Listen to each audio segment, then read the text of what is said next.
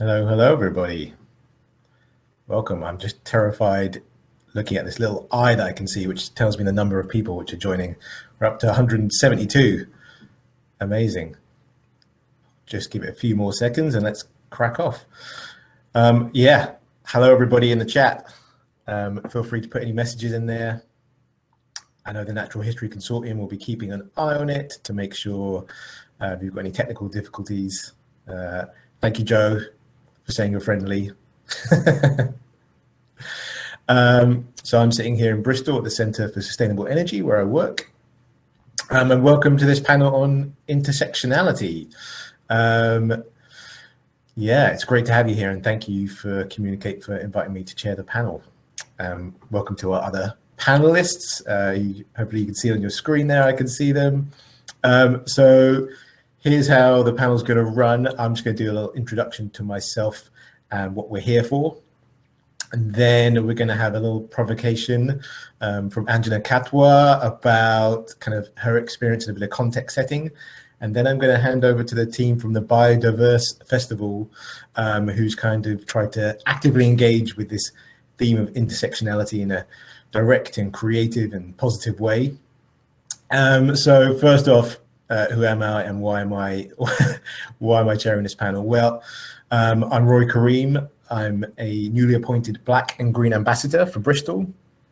If you don't know what that is, I think the quickest way for me to do that is I'll put a link in the chat, but essentially it's a program in Bristol which is trying to address or trying to increase the diversity of conversations around sustainability and environmental issues, which is something that we think has been lacking. And also director of Bright Green Future, which is an environmental leadership program for young people across the UK, and it's based at the Centre for Sustainable Energy. So again, I'll stick a bunch of links in the chat box, so if you want to come and stalk me on my work, you'd be most welcome to. So yeah, we have a fantastic panel to prize apart this theme of intersectionality today. But before I introduce our first speaker, I'd actually like to go out to you, the audience, to get the temperature of this virtual room and see where you are at in terms of your understanding of this word, intersectionality. So if you look in the chat box at the top, there's a few tabs. One of them is polls. And if you click there, you should see a poll which says, how much do you know about intersectionality? Not much, a little, a lot. So I invite you all participants to go in there and take that poll right now. And what we're going to do is we're going to come back to that at the end and see if we've managed to shift you along the spectrum a little bit. Hopefully it goes in the right direction. You don't come out going, I know even less than I thought I did. Although maybe that's a good kind of a good curiosity mindset. So at the top of the chat box, in the middle tab, polls, and then it says, how much do you know about intersectionality? Not much, a little, a lot. So go in there and make your selection. And let's see what happens. I don't actually know. I haven't actually tested this out, whether I get like instantaneous feedback. So we'll see. Let's see what happens. If not, I'll just make up some results. Let's see what happens. And if you can't see the poll, let us know. We can see. Oh, you can see the results. Oh, brilliant. Why can't I see the results? Oh, well, that's okay. You can tell me the results then in the chat. Oh, there we go. Oh, thank you for posting the results. Not much. 41%, a little 55%, and a lot 4%. Okay. Ooh. Okay. Interesting. Interesting. All right. Well, let's see if we get somewhere at the end of this session. Simon or somebody else, you're going to have to do your same job of copying the pasting results. I didn't realize my extreme chair power meant I couldn't see that. So first off, let me introduce you to our first panelist. First up is Dr. Anjana Katwa. She's an earth scientist specializing in bringing stories about the origins and formations of natural landscapes to life for a wide range of audiences. As an Asian person working in geography, earth sciences and natural heritage, Anjana has overcome significant barriers and is incredibly passionate about inspiring those who are historically underrepresented to choose science as a career. She spent 15 years developing a high-level strategic learning program for the Jurassic Coast World Heritage Site, where she was the recipient with the rest of her team of the Geographical Award from the RGS in recognition of her services for education about the Jurassic Coast World Heritage Site. And she is also a finalist in the National Diversity Awards 2020 as a positive role model in race, faith, and religion for advocacy work in her scientific field.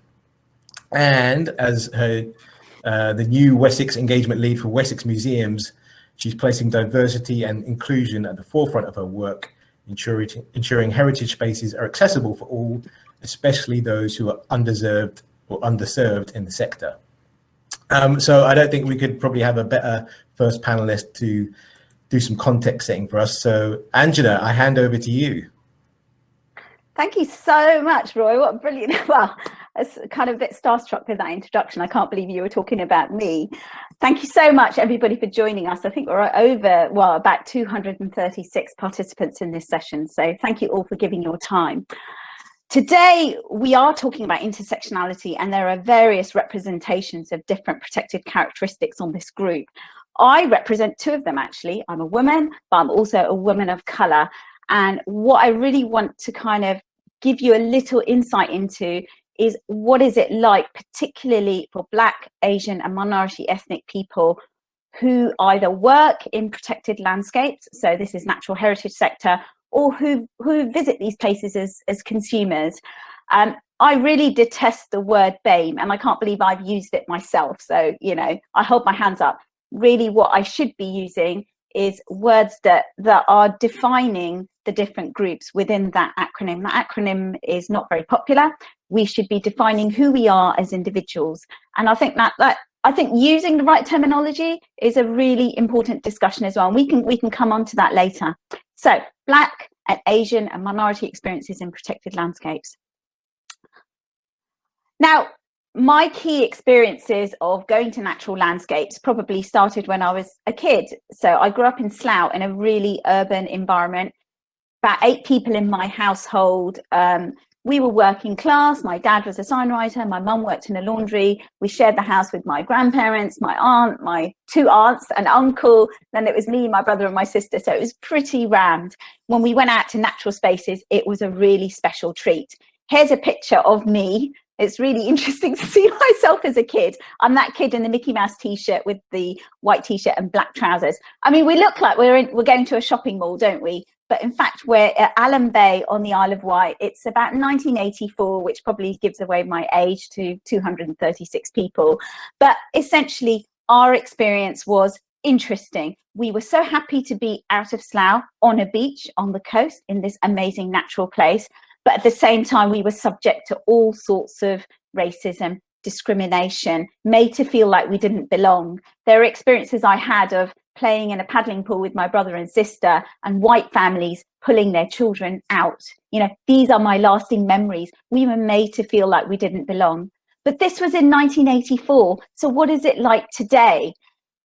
When the Glover Landscapes Review was published last September, it revealed all sorts of undertones of issues within the natural heritage sector.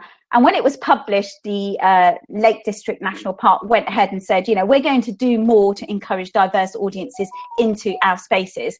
And then I had the horrendous task of going through the Daily Mail comments because they had an article they published called The Woke District. And there was this comment that came up and I thought it was horrendous. You know, this person is saying they didn't find it funny, you know, that they saw an Asian family walking in the lakes, but they said that the funniest thing was that they saw them wearing flip-flops and saris. And they said it wasn't unusual, and it wasn't, you know, I stared because it wasn't unusual or amusing. It was nothing to do with their race. And I thought, well, actually, if you go to some really hostile areas within the world, you go to these communities, they're wearing sandals, they're wearing their traditional clothes, and they're going about their business every day. Nothing special about that. But I think for a lot of Black and Asian people, particularly, if we look at this from an intersectional lens, why is it that we face that hostility and that racism and that discrimination when we do go out to those spaces? And when we look at the data within the environmental sector, 0.6% of the people working in the sector at national parks, at AUNBs and other places, National Trust, 0.6% are visible minority ethnic people. These are Black and Asian people. And for much of my career, I have literally been the only brown face in the room. And when you are working in such a wholly white environment, it impacts deeply on the processes that attract diverse people to those landscapes, but it also impacts on what it's like to work in that environment as well. So the first thing we need to do to open up these spaces is to see where the barriers of engagement are, barriers to engagement are, and it ranges from that lack of role models out there all the way to the deprivation that people might experience and how they get to natural spaces. And the way we're going to start changing this is really through inclusive thought leadership. We need to go to the very top to begin to change that mindset, and all sorts of other key positive moves that we can make: platform influencers, enable community champions. But it's all about saying that nature is for all of us. And within 5 minutes, I've had to cover quite a lot. So hopefully that was enough. Oh, thank you so much. And the piece I didn't say in my sort of introduction was we're going to have these provocations at the beginning, and then we'll have loads of time for some interactive chat with our virtual guests. So everyone who's watching, start thinking of your questions. Put them in the chat now. We can select them. But yeah, that will not be the last we're hearing from Anjana. So thank you so much for setting the context for our session today. And without further ado, I'm going to come on to the team from the Biodiverse Festival. If you haven't heard of the Biodiverse Festival, well, you're about to, and I'm sure you'll want to hear lots more about it. So we've got 3 members of the team. We've got Tanith Hackney, who is one of the founders of the Biodiverse Festival, and she's doing an integrated master's with key interests in conservation modelling and the amphibian extinction crisis. We've got Rebecca Ford, also a founding member of the Biodiverse team, and they're doing a science communication masters, and she's also an intern for the Animal and Plant Sciences Decolonizing the Curriculum Working Group. And then finally, Jasmine Trinder, and she's a final year zoology student with a focus on behavioral ecology, evolutionary biology, and science writing. So without further ado, Biodiverse Festival team, I hand it over to you. Thank you, Roy. So I think I'm doing a presentation, and I think someone else is sharing the slides for me. Yeah, cool. Yeah, so I hope everyone can see that. So Anjana did an amazing job of explaining the issues surrounding racism in the environmental sector and explaining a little bit about intersectionality. So I really just want to spend a few minutes giving an overview of what the Biodiverse Festival is, basically, so that you all kind of know where we've come from. So I came up with the idea for the Biodiverse Festival around the same time as the Black Lives Matter movement sort of started. And we were increasingly seeing people speak up about these issues, and events started happening like Black Birders Week on Twitter that was sparked by a racist event towards a birdwatcher in Central Park in New York. But as a queer woman, I was already aware of many of my own experiences, especially during field work, and generally working in quite a male and straight dominated environment. And that kind of feeling that you're up against a little bit more than some. But I was also really aware of my privilege, and I thought, here's an opportunity to really try and change something. But there are so many issues interlinked here, from deep-rooted international issues like colonialism to microaggressions to simply feeling like you don't really belong. So the Biodiverse Festival was founded in June this year to promote inclusion and representation and to highlight that intersection of all these different issues, especially within biology and conservation, which is a really not very diverse area at all, surprisingly. They should be, because these issues affect so many different people.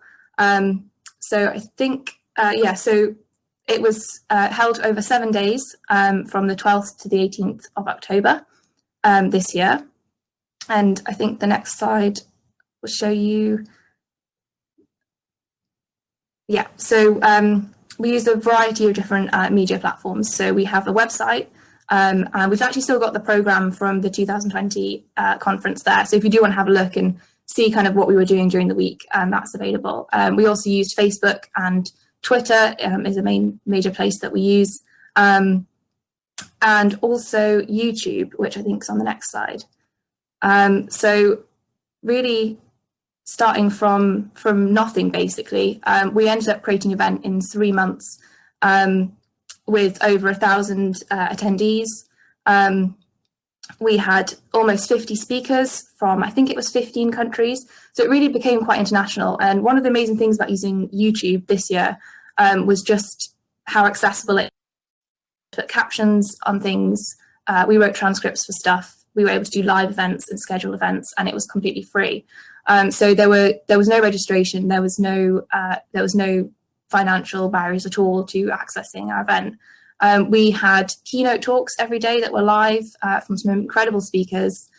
We also had scheduled recorded talks with people talking about their research. We had panel discussions as well. So we had them on the weekend. We had one on anti-racism and conservation and one on disability, which is another aspect that's often quite sort of left behind when we're talking about diversity issues. So the next slide should show just a tiny bit of the feedback that we got during the week with some screenshots from Twitter, basically. And I think what this shows is that just four students working completely for free with very limited funds started this whole event, and just that, even just that can have such an impact on so many people, and often people who didn't really even realize they needed it until it was there for them. So in the top right, you can see a quotation: "I've never felt so included in anything in my life as I have this week." That was from a professor at a top university in the UK. And I think that just highlights how much an event like this was needed. And it's both a negative and a positive thing, that something like this, that, you know, if we can do it, anyone can do it, can make such a difference. But also the fact that we had to do it and that it was so needed and so valued. So I want to highlight one of those tweets in particular, which I think I've circled on the next slide, which also, what we hope is that from this event, people will sort of will be able to take a lot from it and be able to see that virtual conferences and new ways of communicating with each other and sharing information and ideas and solutions, that using an online platform is actually a really great way of becoming more international, reaching a much wider audience, reducing those financial barriers massively. And then really important in the environmental sector is we're reducing a huge amount of pollution through air travel as well.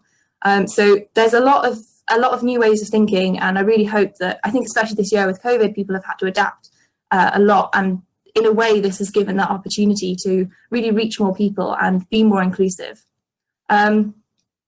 So yeah, I think the next slide just gives a little bit of links that you can access. So we have a website at bio-diversefestival.org. We're on Twitter and Facebook at BioDiverseFest, and our YouTube is the BioDiverse Festival.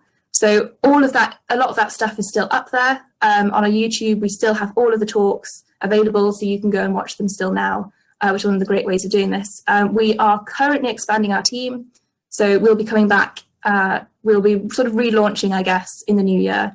At the minute, we're all kind of a bit held up with dissertation writing and things, so we will be back then. But yeah, so look out for us again next year, and that's kind of where it came from, and some of the impact that something like this can have. And the main idea was about increasing representation, providing role models, having a space that opens up that conversation, that discussion that are so rarely able to happen. And that was kind of the main aim of the festival. I've probably forgotten something about it there, but that kind of just gives a bit of an introduction to where we've kind of come from, I guess. Yeah, thank you. Thank you so much, Tanith. And yeah, amazing to see something that's sort of pushing forward into the space after Anjana set, you know, some of those systemic barriers that a lot of people are facing. I'm going to use my chair's privilege to sort of ask the first question, and I'm going to come to our amazing attendees out there in the virtual space. So, you know, we've heard about some of the systemic kind of barriers and issues, and BioDiverse Festival, you sort of, you know, shone a light on some potential ways forward to address some of that. Angela, if I came to you first though and said, for you, what are some of the tangible solutions that you'd like to sort of begin to see progress on, where would you even begin in this huge space? I think some of it's coming out in the chat, actually. I think there are two elements to this. Firstly, there's the issue to do with the lack of diversity in the workforce. We're looking at a 0.6% figure of Black and Asian people within the natural heritage workforce, and that needs to be challenged. But before we can even bring those people into the sector, we need to ensure that we are addressing a lot of the experiences that they would have that then put them off and drive them away. And we need to be working from the very top, so that our boards of trustees, our director level, we need to ensure that we are creating a mindset change in how they understand, welcome and listen to diverse voices within the field. So that's one aspect of change. Secondly, and this came up in the chat, a lot of organizations are now thinking, well, how do we make our boards more diverse in terms of governance? How do we encourage, Black and Asian people? But even beyond that, we're talking about those that may have disabilities into natural spaces. Well, here you have to work with community organizations. You have to go to those spaces and listen to those voices very, very carefully. And if you need funding, you need to build those organizations into your funding bids to enable those pathways to open. So it's a two-stage approach. Fantastic. Thank you very much. And if I come to the Biodiverse Festival team, like I say, I feel like you've kind of begun to shine a light on the way forward, but building on that or taking it in a different tangent, what are kind of other steps you'd like to see in terms of engaging, addressing, ameliorating? Where else do we go from here? Jasmine. So I think Angela really picked up on the key aspect there, which is mindset change is definitely required before systemic change can be achieved. And this is something we've spoken about as a group since the Biodiverse Festival. We've sort of asked ourselves, why did that work for us? Why did people feel able to come and share their stories? Why did people trust us, basically? And in some ways, I think it was easier for us because our intentions with the event were very clear. We weren't a pre-established organization that was trying to incorporate diversity or intersectionality as a sort of a secondary motive. There was no financial motive behind it. So it was very clear from the off that diversity was really at the heart of what we were doing. And I think that's something that all organizations or businesses need to be asking themselves before they try and increase diversity is, what is my motive for doing so? Do I understand why diversity is important? Because if you don't, then that will be evident in the workplace. And simply opening up applications to people from diverse groups won't increase representation in your organization if people then coming to your organization don't feel like a space has been created for them. Thank you, Jasmine. Rebecca, anything you'd like to kind of build upon there? I guess from my perspective, and I've just started doing work on decolonizing the curriculum, it really is a collective effort of people who are educating and people who are in power to do the work and to learn about intersectional issues and reasons why people feel that they lack access and reasons why they do lack access to conservation biology in my situation. And it's I think it really needs to have more urgency in the work that's being done, and the people who are doing the work need to be given more leverage, more power. They also need to be funded, because a lot of this work goes on a volunteer basis, and the people who volunteer tend to be the people from marginalized groups. And while their perspective is incredibly needed, allyship is also incredibly needed, and the leverage of power, because there is an imbalance. So it's necessary to have people from both the marginalized groups and also from the majoritized groups, I guess, the people with privilege, essentially is what I'm saying. So yeah, that's my opinion. Yeah, fantastic. Thank you, Rebecca. This anecdote from Bristol, which I just heard, there's an academic called Julian Adjaman, who's now in the US. He came up with this concept of just sustainabilities, and he told the story of, it was about ecological management. And in parks in Bristol, I think it was the Wildlife Trust were wanting to create wildflower meadows, which is like fantastic, increased biodiversity. And they started to do it in the parks. and it was going really well. And then they had someone said, yeah, it's really interesting, but the black and brown people, who were the majority of the users of the park, don't go anywhere near the wildflower meadows. And so they started to get into it, and it was a residual fear of snakes in those communities, which had kept them away. And it was just pointing to the fact that if you'd actually had someone from those communities involved in some of that ecological management planning, you still might have done it, but you would have had a completely different way of kind of managing it and introducing it and engaging with it. So thank you very much. I'm aware we've got loads of questions in the chat. And so panelists, I'm going to ask you also to pick out any things. Angela, was there Karen Poley's just asked for a definition of intersectionality, and what I'm going to do is I'm going to colorize it with an example for the audience. Essentially, what we are looking at is a Venn diagram of all sorts of protected characteristics which interlayer, which interplay with each other. So I'm going to give you a really good example. So at Wessex Museums, my job is to bring in underserved audiences into museum spaces. My target audience is children, young people with disabilities, and families living in deprivation. Now, when I'm looking at how I'm going to apply for funding or design engagement programs, it may be that I might be targeting families who are Black or Asian who may have a disabled child. What I need to do then is to think very carefully about how I design a program that takes all of those protected characteristics into account. Does that make sense? So what you're doing as if you're applying for a funding bid or if you're designing an engagement program, is you're looking at all of those protected characteristics and taking that into account, and then understanding what you need to do as an organization to meet the needs of those audiences. I hope that clarifies that.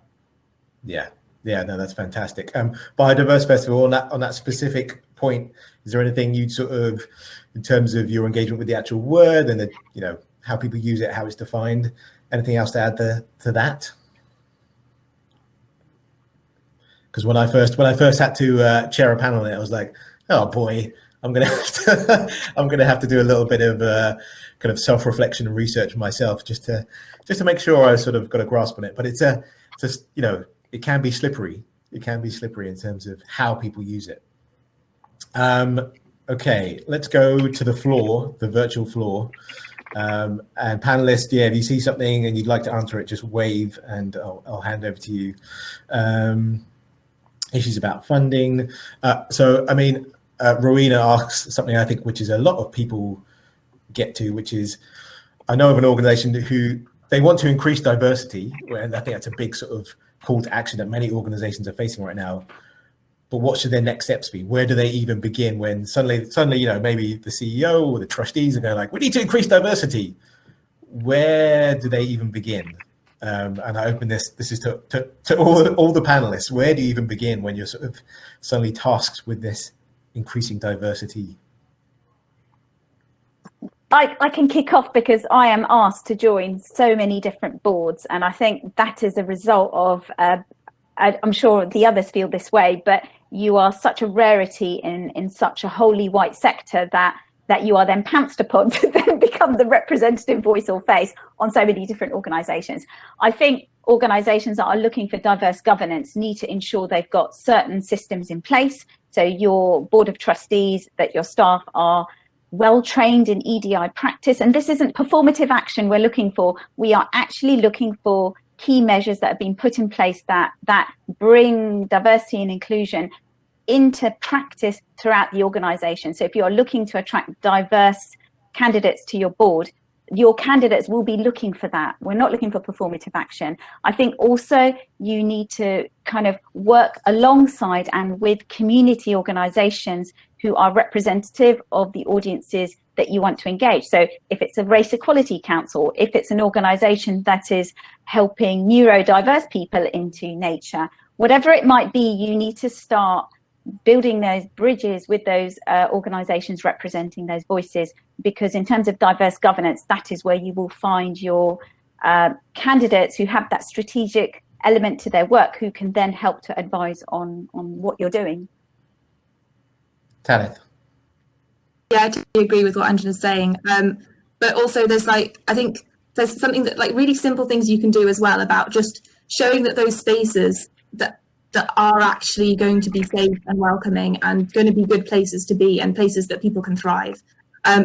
Really simple things like putting your pronouns at the end of your email, even if you are cisgender, so you've got the same pronouns as you're assigned at birth. Like, putting those there just shows that you're accepting, and that goes beyond just people with different pronouns, but also to anyone who's LGBTQ plus, for example. And just finding ways of really showing that. And yeah, I think the point that Jasmine made earlier as well was just really questioning why you're doing it. Why do you want that diverse team? It's becoming quite trendy to have this diverse team and be really sort of at the lead of that. But are you doing it because of that, or are you doing it because you genuinely care and genuinely value these people and believe they should be there? I don't think it has it's not going to be an easy solution, and it's going to take a long time. I think we can see that just from the example of the fact that so there was a paper published, I think it was last week, in Nature Communications. Some people might have read this, about women as mentors. And what the paper, it was a huge study, and it showed that women who had women mentors were less likely to get cited and published. And so their suggestion out of this was that we should have more male mentors for women. And it also said that male mentors with women should actually have male mentors with male mentees. The result was, I was shocked. I had to read it multiple times, because what that paper should have been cited a lot. That paper should have been right there in Nature. But what it should have been saying is this is systemic, and it's really deep rooted, and it's still a huge issue. And women have been having the issues around women representation has been going on for a lot longer, I think, than the other issues. And yet something like that is still being published and still coming out. It is actually in review. I think it might be retracted, but the point is it was still there in the first place. But whatever the result of that, it still just shows how deeply rooted all of these issues are, and that it takes a long time, and you have to be prepared to put the work in, and that work is going to be worth it, I guess. I think I kind of went on a bit of a tangent. But yeah, I agree with Angela, but it's hard. And there are lots of things we have to do. There's not one single solution. So many different elements have to be incorporated to get to that point. If it was a tangent, Tanith, it was a great tangent. So tangent away. That's what I say. I'm just looking. There was a question which I think was sort of specifically in the context of graduates. Amy Staff asked, "How can I be an effective ally as a recent graduate trying to integrate into the environmental/sustainability sector?" And then says, "Thank you very much to everyone." So as people who are sort of either in the midst of education or going to be graduates fairly soon, I guess this is, the use of the word ally is sort of like, well, I'm kind of I completely on board with, the diversity, the intersectionality, but I'm not kind of representing one of those protected characteristics. How do I support, how do I empower those who might be kind of facing those systemic barriers? So young almost graduates or graduates, how does someone be a good ally in this movement? Sorry. Rebecca. Okay, cool. I think allyship is, I guess it depends who you are surrounded by within whatever area you're in, but whatever diversity that is there, whether it be in being a woman or being of an ethnic minority in the UK, or being disabled or being LGBTQ+, it depends on the people that you're surrounded by, and it's really creating a space for them, the diversity that already exists. And well, this is just my opinion, but sort of making sure that there's a space for them to just to feel non-judged, to have proper mental health support, and to have proper progression in the field to get to higher positions. And because there's just so much discrimination, like Tanith was saying, with that paper that came out last week. It's still such a relevant problem of people not allowing minority or the minoritized to be in positions of power. So I guess allyship is just creating that discussion and starting it in the workplace that you're in, and supporting whatever diversity is already there. Yeah, that's just my suggestion. Yeah. Angela? Okay, so absolutely what Rebecca says, and I'm just going to build into that a little bit of like a stage process. The first stage of allyship, particularly I think if you are white and able-bodied and you don't have neurodiversity, you know, in terms of autism or anything like that, what you need to do is go out and educate yourself. And I think one of the biggest issues right now in our sector is Black Lives Matter and the engagement, particularly of Black and Asian people with the natural heritage sector. So the first thing I would say is go out and educate yourself, because there is a huge emotional labor with people like myself and other people of color in the sector trying to educate you. It's easier for us if you do that work yourself. So that's number one. Number two is, if you are in an organization and you have a person of color in that organization, let them know that you are an anti-racist, that you understand their position, you're willing to listen. And I think a key thing here is when you see issues in your workplace environment or your university or the course that you're studying on, and you witness something, a microaggression, for example, where you can see that there is pain and trauma inflicted on that person, whoever they might be disabled, they might be LGBTQ+, they may be Black. You have to take a stand. To be silent is no longer an option. And I think where you have educated yourself, your confidence will be greater. So what you need to do is you need to speak up for those minority groups, not speak for them. And that is a really key transition into being an ally. So it's about educating yourself, being confident enough to stand by people who you see are being hurt or traumatized by things like microaggressions, and then speaking up for those people where they may not have a platform or a position, but you do. So you're using your privilege to advance the cause. Does that make sense? So if you're on a board of trustees, if you're in a senior position, and particularly if you are white and you're able-bodied and you are heterosexual, you need to be using that platform to allow those voices to come through where they may not have that presence.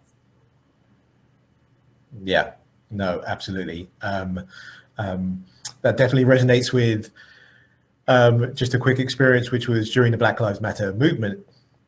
I work for a wonderful organization, but during sort of the absolute peak, I definitely felt all eyes within the organization sort of turn towards me. I was like, I don't want to have to like, I don't want it to be all on me to like, to represent everybody in the, the global majority. I don't want to have to sit all on my shoulders. So yes, no, that kind of piece of people having to take responsibility for their own learning and yeah. I am very aware of time. We've only got 7 minutes left, and I want to make sure I'm addressing lots of these questions. There was a piece specifically. Nina asked for the team from Biodiverse, and it says possibly at Tanith specifically. I'm curious to find out more about discriminatory experiences you touch on as a queer woman, or anecdotes from LGBTQ+ individuals working or trying to work in the environment sector specifically. Yeah, Tanith, was there, so did you want to expand at all about kind of just those experiences and yeah, where we're at the moment in terms of the environment sector? Yeah, sure.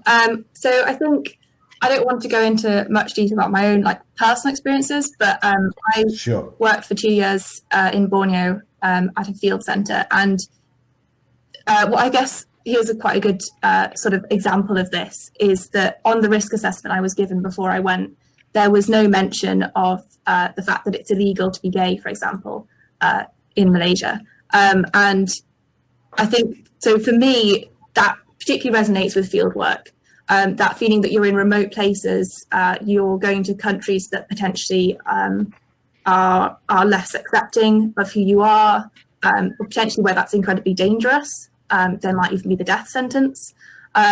And that's something that's not really mentioned on things like risk assessments. You're not given much preparation before you go. You have to kind of figure it out for yourself. And then it's a constant balance of, do I come out in a situation or do I not come out? And then it's sort of an emotional labor as well of having to sort of hide who you are a bit as well. So I think that is definitely more of an issue for me. I found that to be when I've been going abroad. but it's still present in the UK as well. There was another paper that showed that LGBT people were more likely to leave academia because of not feeling like they belonged there. And I think it is a lot about a sense of belonging and sort of weighing up, how much can you be yourself or how much do you have to hide? And there are still situations in the UK where you just don't know if it's safe or not to be completely open about who you are, and that you might experience discrimination as a result of that. So I hope that answers it broadly. There are, it's in some ways it's slightly different in the sense that it is about constantly weighing up that balance of like, how much can you be open, and then the emotional labor of not necessarily being able to be complete yourself and not feeling like you can do that. But then there's also, it can be incredibly dangerous, especially abroad. Or if you're in the UK in an environment where you might be experiencing homophobia, and especially with working in a small team in fieldworks or in whatever. So yeah, and thank you for flagging that really sort of that pragmatic piece about things like risk assessments, building this into all those tools we already use. Jasmine. I was just going to say that I think that goes in really nicely to what we were saying about allyship.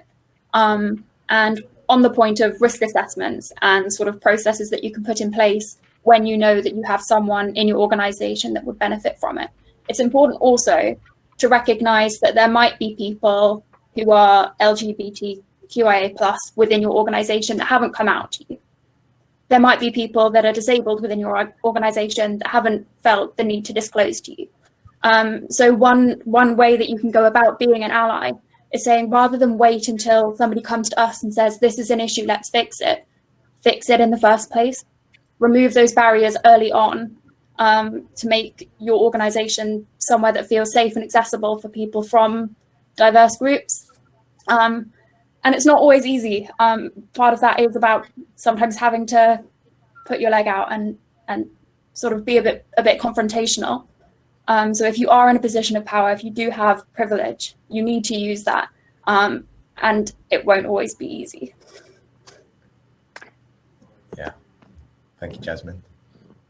Angela, there's a question that's come up from Helena Craig, who I know very well. She's asking me to discuss what is it like to be a visible minority ethnic person, so someone who is not white, and a woman within the natural heritage sector. So if you know about me, if you follow me on Twitter, you'll know that I have about 20 years experience of working within natural heritage and conservation in the US and in the UK. Working within such a predominantly white sector is draining. You carry a double burden. But firstly, it's your race. You absolutely stand out in every meeting that you go to. So just imagine multiplying those meetings every day. I don't know, God, we do so many Zoom meetings now, don't we? But over a 15-year career, every meeting I went to, I was the only person of colour in that meeting. Then when you are discussing issues to do with diversity, you lack that support in the room because you don't have the diverse voices. So you feel incredibly isolated.